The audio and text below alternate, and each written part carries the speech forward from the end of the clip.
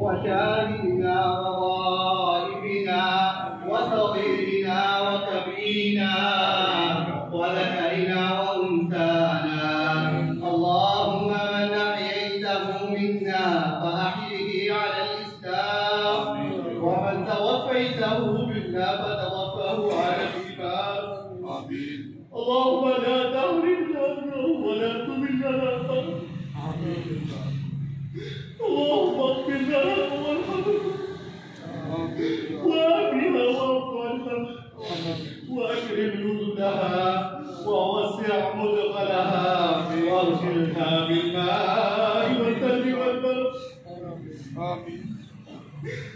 اللهم ابدلها دارا خيرا من دارها واهلا خيرا من اهلها وزوجا خيرا من زوجها. اللهم اعذنا من فتنه القبر وعذاب القبر. اللهم اعذنا من فتنه القبر وعذاب القبر. اللهم ادخلنا الجنه في الفردوس